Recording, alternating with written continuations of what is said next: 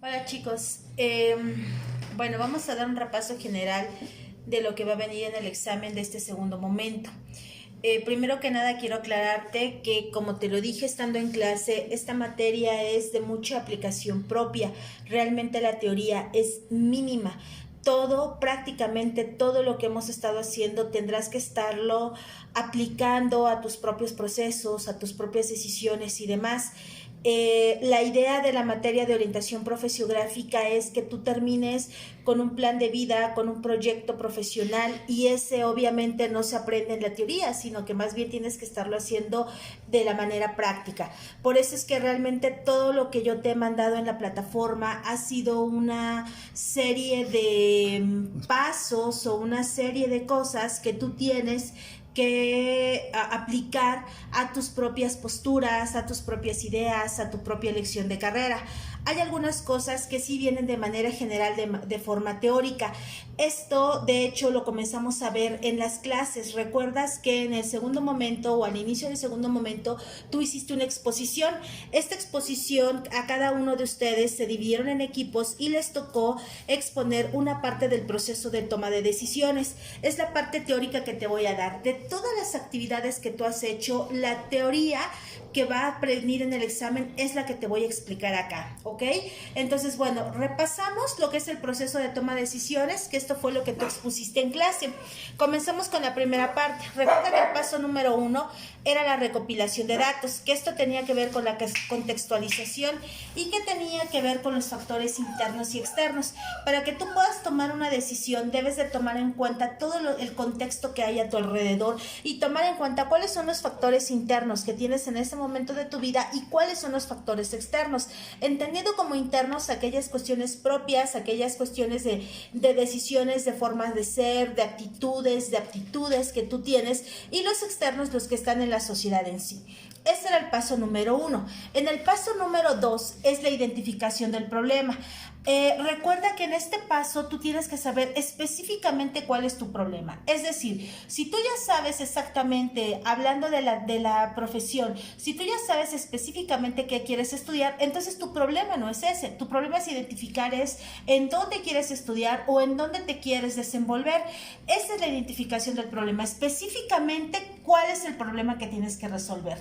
3. Planteamiento de objetivos. En el planteamiento de objetivos nosotros tenemos que demarcar, ok, ya sé cuál es mi problema, ahora cuáles son mis objetivos a resolver. Análisis de las alternativas. Yo tengo que generar una serie de alternativas, una serie de pasos, una serie de sugerencias en las que yo o con las que yo puedo resolver ese problema. Esta generación de alternativas son las cosas que se te ocurren para resolver. Una vez que yo tengo analizadas las alternativas, tengo que hacer una elección.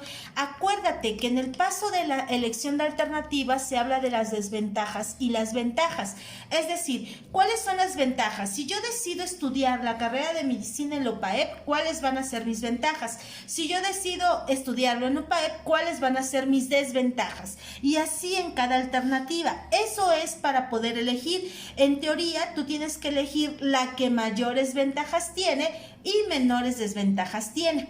Una vez que tú tienes una elección de alternativa, es decir, ya elegiste la mejor, ahora sí nos vamos a las acciones, que son los pasos concretos que ya tú vas a hacer para poder realizar el trabajo como tal. Y bueno, hasta acá se queda la parte como tal, porque recuerda que comentamos que después de esto va la evaluación de resultados. Es decir, ya lo hice, ya lo decidí, ya estoy en tal universidad, ahora ¿cómo me fue? Y si no me fue bien, bueno, vuelvo a comenzar con lo que es el proceso de toma de decisiones, ¿de acuerdo? Esto tú lo hiciste incluso paso por paso, todavía me lo entregaste en la escuela. Si recuerdas, me entregaste una hojita en donde pusiste cuál era la decisión e ibas colocando punto por punto qué es lo que ibas a hacer, que yo te califiqué y lo trabajamos en la escuela. Esto fue lo que trabajamos en la escuela y esto es lo que viene. Esta parte teórica tú la tienes anotada en la libreta. Bien, vayamos con lo que no tienes anotado. Dentro de todo lo que yo te envié al inicio, te envié un grupo de los grupos a los que pertenecía tu carrera. Repito, eso es un trabajo personal. Si tú decides estudiar medicina, decides estudiar gastronomía, decides estudiar arquitectura, lo que se te dé tu gana, ahí venían los grupos a los que tú eras parte y la descripción de cada uno de ellos. No es mi labor que te aprendas todos los grupos, como para qué. La idea es que tú te aprendas términos generales. ¿Qué debes de tener en cuenta en las expectativas laborales? Cuando tú ya ingresas a tu primer, o cuando tú vas a trabajar y demás, ¿qué se debe de tomar en cuenta? Hoy día hay 3 puntos importantes que tú debes de tomar y estos sí son parte de lo que viene en el examen. Las expectativas laborales. Debes de tomar en cuenta que debes de saber por lo menos un idioma más a tu idioma nativo. Obviamente de preferencia el inglés, que es uno de los idiomas ya que se están volviendo universales.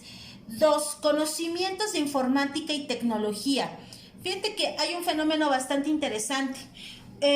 Por ahí podríamos tener la idea de que tenemos un gran dominio de cuestiones de computación y cuestiones de tecnología y demás. Desafortunadamente, tanto tú como yo nos hemos dado cuenta que esto no es real. De repente te pido subir un audio y no sabes ni cómo hacerlo. Te pido que comprimas un archivo y tampoco lo sabes hacer. Te pido que busques tal o cual link y tampoco lo sabes hacer. Entonces, aguas con esta parte porque pareciera ser que son de los llamados generaciones tecnológicas y no es real. Sabes usar una red social y a lo mejor sabes hacer un meme, pero está complicado que puedas hacer lo demás. Para las expectativas laborales que vienen a futuro, estos 2 puntos son sumamente importantes. 1, que domines otro idioma. 2, que tengas conocimiento sobre informática y tecnología. Pero 3, que tengas la capacidad de coordinar y gestionar. ¿Qué significa esto? Trabajo colaborativo, trabajo en equipo. Aquella persona que quiere trabajar únicamente sola, que no se quiere ayudar de nada ni de nadie y que quiere estar aislada del mundo, aguas, porque esto no es una parte que se esté buscando hoy día. Hoy día se busca gestionar, hacer cosas diferentes e innovadoras. Esto es lo que buscan los nuevos empleos y esto es lo que te podría ayudar.